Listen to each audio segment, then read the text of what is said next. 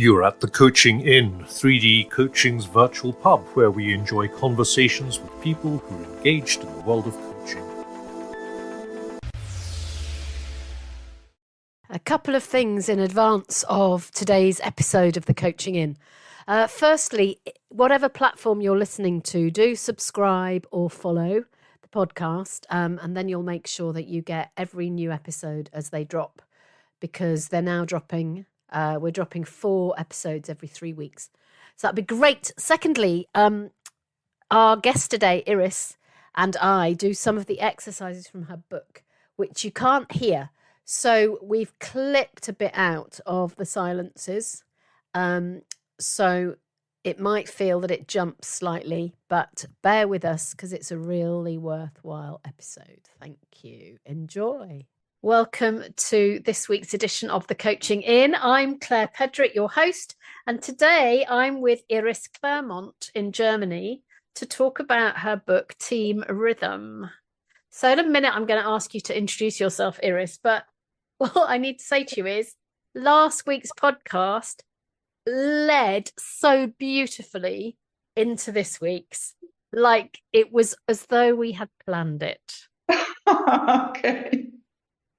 Really? So last week we were listening to Oscar Trimboli talking about listening, and he was talking about how he maps out a picture of what he hears and the sound of the listening that he hears. So that's amazing number 1. Amazing number 2 is if you had come on the podcast when you were meant to, we wouldn't be having the conversation about the music and the rhythm of the conversation, which is one of the chapters in my new book, The Human Behind the Coach. Well, lovely. I love to hear that. Thank you for sharing. I only opened your book. I said yes when the publisher contacted me because it said about team, but I didn't realize it was the sound of the team. So tell us about your journey to this point, and then I want to know all about rhythm. Okay. Yeah, my journey. Started as a child. I was listening to Mother Teresa's speech. She was speaking about business and how we can support this world. Even emotional pain is pain, and therefore she initiated something inside me, which is still inside me, about the business world, because I thought the business world. I'm a mathematician, so I love analytics and being as part of the business story. And still, I see every day. I started then as a software designer, software developer, project manager, business consulting, going a little traveling around in the world in the telecommunication area. And then I figured out that it's really important that teams are engaged, empowered, and basically leaders were asking me, they see a kind of different attitude when I am around, or even when they notice I'm flying in, and then they're asking me, how do you do that? And in that time, I was reading a couple of books which were out there about Who Has Moved My Cheese and about Who Melted the Iceberg, and lots of team engagement books. And I just shared, and we started discussing about this. And I recognized the difference between consultancy, which is telling others what to do, versus listening. And here we are listening to the intelligence inside the room. And that is much more engaging. Listening, bringing that together, summarizing it, reflecting that, and then everybody is on board and included and wants to go that journey, which is basically coming out of their brains. And the team rhythm, because my book is called Team Rhythm, was coming from music. I'm playing the double bass. And I was attending workshops, playing in bands, and there in the music, I recognized how important rhythm is, and to find some patterns, to agree on something, and to take a deep breath in the beginning and to recognize the other's instruments in the room. And there are similarities in teams. We are coming to a meeting in business, and how important it is to take a deep breath and to listen, to agree on patterns, on a rhythm, and how nice it is when a team is coming into a flow and everybody can add own strengths as instruments do. Sometimes it's playing the flute or the singer having its time. So giving each person the space to come up with own strengths. You just undersold your book. It's so brilliantly. So your book, Iris, is completely different from any other book about teamwork and working with teams, because it's all about the rhythm, right? And you've got these beautiful pictures where you've worked out how to write it in a way that the reader can understand it. Which is why I wish you'd brought your book out before we brought ours out, because how do you communicate in a book the sound? And you've done it so absolutely extraordinarily well. So how did you come up with that as an idea? I mean, in each chapter about listening and about giving feed forward or solving conflicts, I thought about one rhythm practice would be great to learn about that. I mean, because then it's not that serious. It's enlightening. It's fun. And then you can exercise and practice on a kind of rhythm exercise like and listen and see how difficult it is just to repeat an easy pattern. And then you recognize, if that is complex already, maybe that was easy. But if you go to the advanced one and you say, let's repeat that, it starts to become challenging, and you realize, you need to be attentive and present in the room, and then it's nice to just explore it with a rhythm exercise, and then consider and reflect, what does that mean in my business situation? Sorry, I am completely gobsmacked. Yeah, which is English for I don't know what to say. It's extraordinary.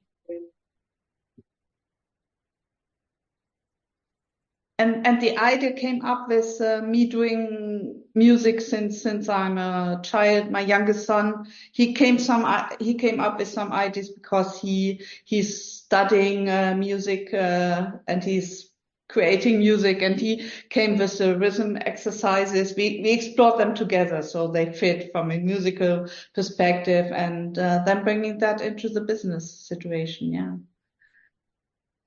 To have some light and fun exploring in a gameful way all topics like that are important: presence, conflict resolutions, giving feed forward.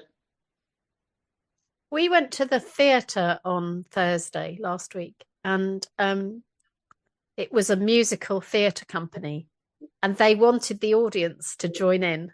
And they did it with the rhythm. So they were going bang, bang, bang, bang. And then they were getting us to join in, and then they changed the rhythm, and then we change with them.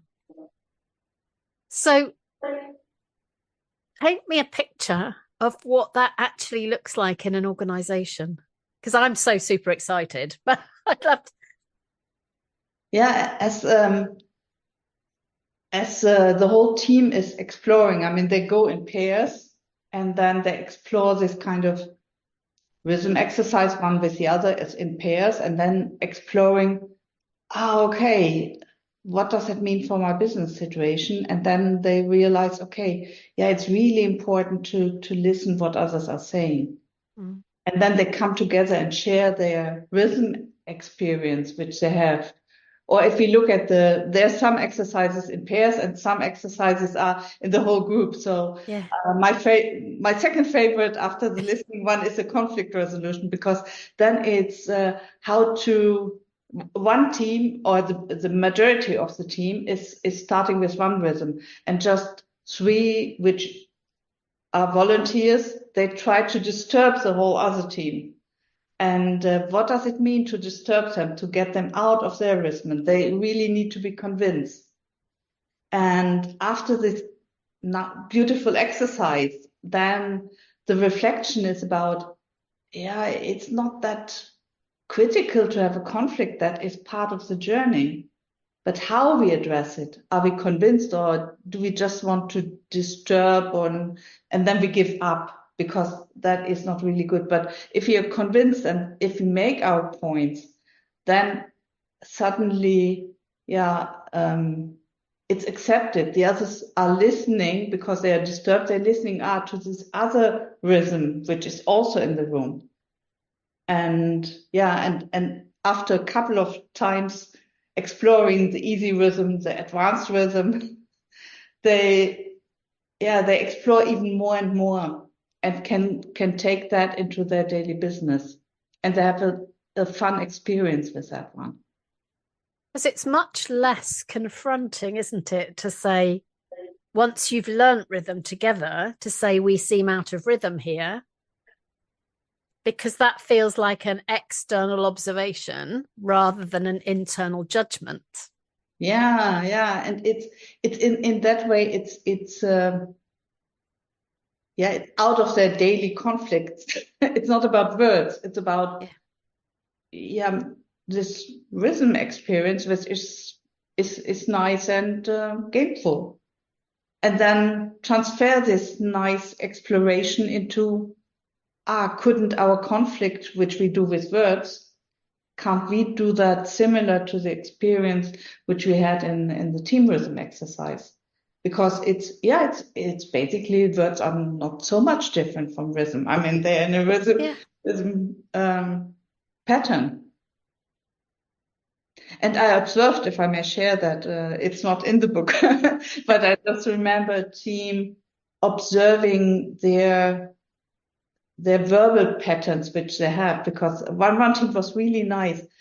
One was ending, and without even breathing, the next one just started to speak. And I shared that with them because that was extra outstanding. I mean, as they knew each other so well, it was still polite. One stopped, and it was not a break, but it was still kind of flowing communication.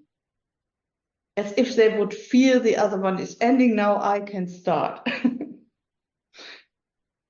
Do you know, we're going to get so many messages about this podcast, Iris. Because we notice that when we train people to use movement in coaching. And we use improvisation. And last time we had an online improvisation class, that's exactly what happened in the group. That as one group was finishing, the other group just picked up, and you couldn't see the movement between one and the other. And there's so much learning, isn't there, that we can take from the rhythm, the sound, the movement into the work. Yeah. And was it feeling like flow as you experienced that as well, or was it a different?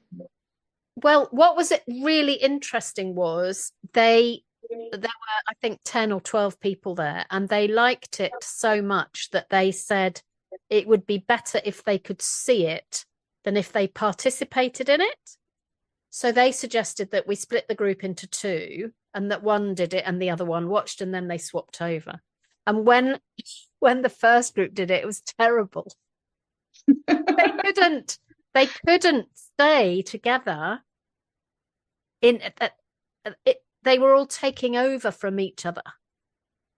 And then when the second group did it, it was like this most beautiful piece of choreography as they moved around the room. And afterwards, several of them went, now we completely understand what is the dance of coaching. Wow. Yeah. And I see similarities with those exercises. Therefore, I brought kind of easy and advanced one, and encourage the teams to repeat or do it in one workshop and then next time, and see what has changed in the business and with the rhythm exercises as well. Yeah. And it's about, training and, trying it out and see what effect it has after the first coming together, trying this rhythm exercises and the next one and the next one. And they're beautiful, aren't they? Because you're describing things that can bring the team together, but they're also really positively part of the work that you do together.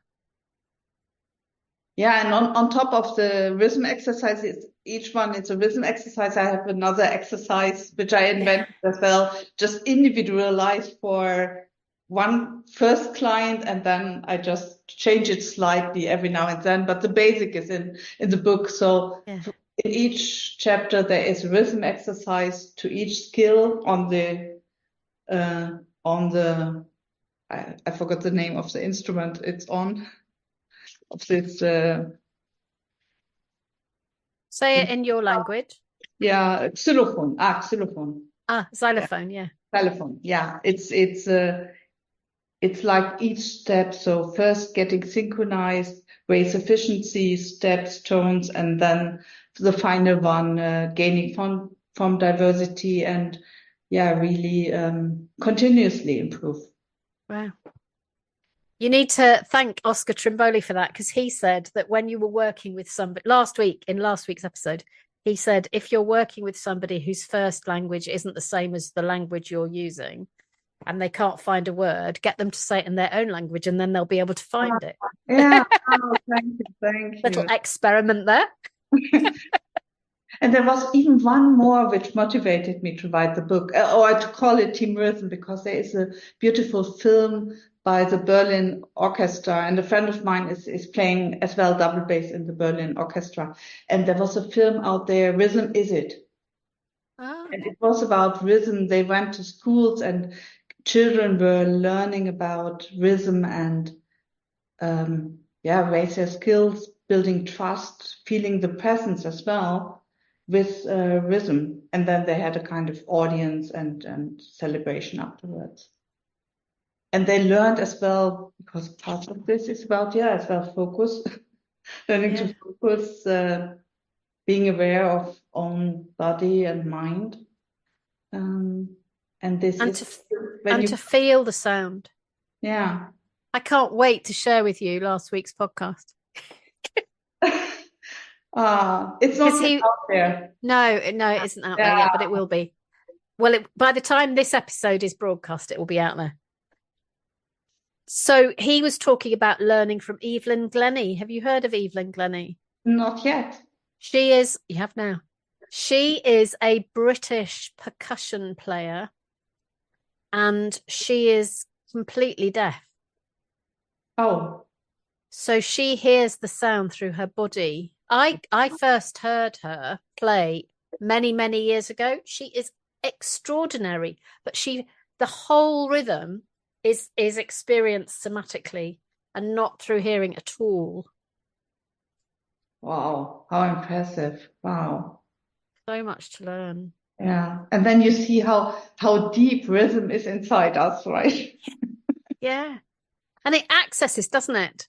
It accesses something that is more than the seeing or the hearing or the sensing. It accesses something deeper. And one story I would love to share, which is not in the book either. It's about what I learned from music. I had a jazz singer lady. She was my teacher, a really wise lady in Munich. And she was playing 3 tones and then asked me how many tones she plays. I should have closed my eyes and then guess. And I thought, oh no. Is it 1 or 2 or 3? No idea. And with this, I learned, and she told me her father did this exercise with her when she was young. So her ears were trained to that. She could always say it's 1 and even which kind of tone it is. And with it, I recognized, okay, I need to learn. I'm a beginner in that, really, total beginner, like a child with 3 years, age of 3 years. And with my mathematician skills and with the consultancy skills, I thought always, I'm advanced. Mm. And that reminds me of, in some areas we are really beginners, and it's about growing. And if I meet somebody in business, that it reminds me to take care and be patient and give space for growing Mhm. wherever the other is. But I love that we can be learning new things all the time. And that's such a good model, isn't it, to the people that we work with? And recognizing that as well as part of the music, because we know we need to train to become better as a musician. And it's the same with leadership skills, or with team co-creation, with listening skills. It's how often do people think, I'm a great listener? And there are so many layers, and the people around would say, not really. Yeah. Yeah. Basically, you're talking 95%, that is not really listening.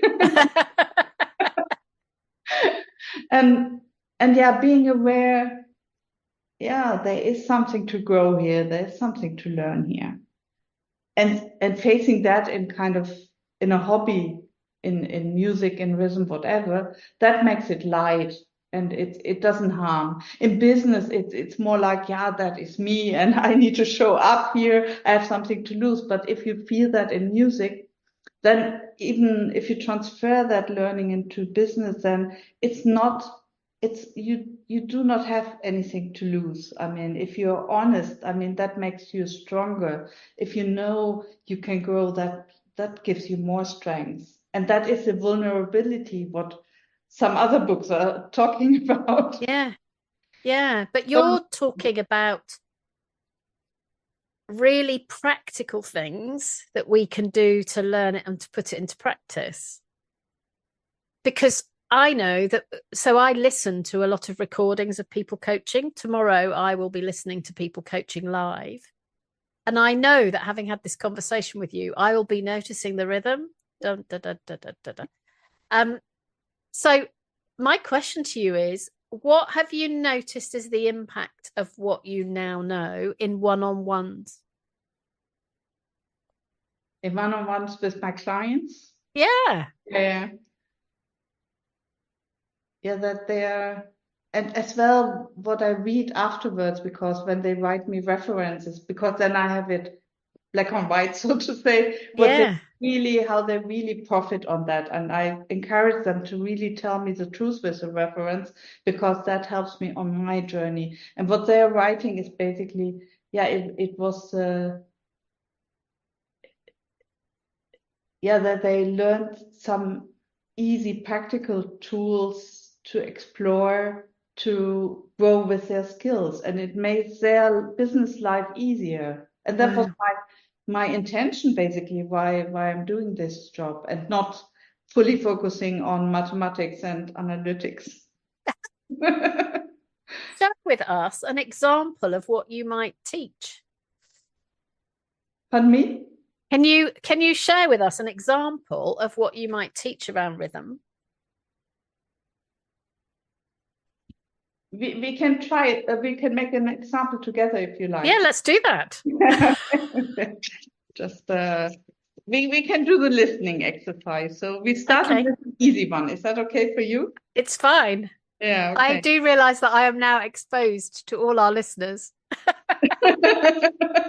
Okay, and as we are virtual, we have just snipping this and clapping, because that we can see.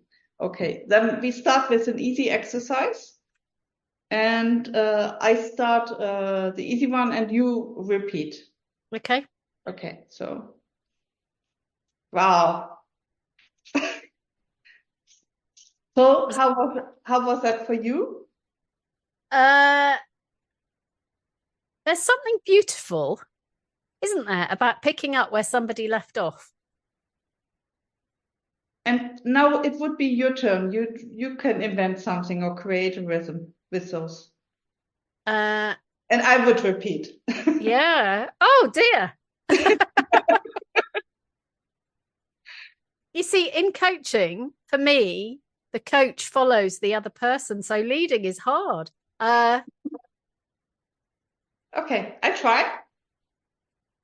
Is that, or did you do it slightly different? No, I did it like that. But it's interesting to see how much attention you're paying to listen to me to be able to offer it back. Should we try now the advanced one? Yeah, go on. Are you happy for that? I am very happy for the advanced one. Okay, I need to look at the pattern. You see, now I'm overthinking. And that's interesting, isn't it? Yeah. I'm definitely going to integrate your exercises into one of my listening masterclasses. And that, because that was too much for me to hold on to. And I'm just curious about that, because that wasn't that many movements, was it? Yeah, and what we do in music, then we divide it into 2 smaller patterns, and we just repeated 2 smaller patterns. And I mean, if that pattern, I mean, that is, what was it? 1, 2, 3, 4, 5 different rhythm, whatever. Yeah. It was just a 2 pattern counting until 4. And what that reflects is how much attention we need for listening to the wordings we reflect, because that is even more than just this rhythm. And how much we really keep. I mean, basically, I mean, if I reflect a session with a client as well, what it means is we build sometimes stories about what we've heard, and we add something or we leave something, because I mean, or how sometimes clients are angry. I mean, I told them this and this and this, and I tell them, okay, I mean, remember the rhythm exercises. I mean, maybe it's sometimes we think about the last vacation or our kids or whatever. So we listen carefully, maybe 10% of the time. And your audience is the same. I mean, we can do something, I mean, raise our voice and whatever, so we have more awareness in the room. And still, I mean, 80% of the people listening, maybe 10% of the time, if we are lucky. So much to learn. So, Iris, what is your hope for your book and for your work? Yeah, to spread it, that people are really doing the exercises, maybe with a moderator who is a professional musician. Or they can contact me, whatever. But I would love that this nice engagement, this trying the rhythm, transferring that to serious business, makes it lighter and makes each person kind of, more happy, so to say. Wow. And so how do people get in touch with you if they want to find out more? Yeah, they can contact me via LinkedIn or via my webpage. Perfect. And we'll put those in the show notes, everyone. And the book is called Team Rhythm, 11 Ways to Lead Your Team from Overwhelmed to Inspired, by Iris Clermont. Thank you so much for coming. And I would love you to connect with Oscar Trimboli from last week's episode, because I think you'd have so much to talk about. Thank you so much, Claire. And lovely to hear your exercises you did in the theater. Yeah.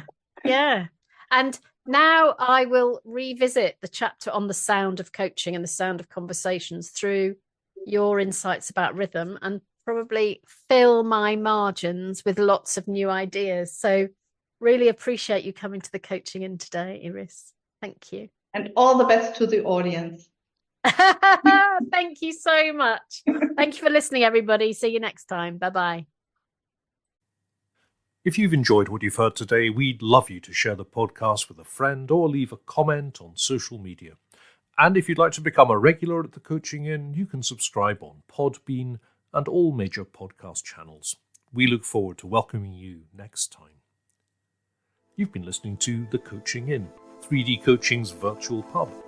For more information, check out 3dcoaching.com.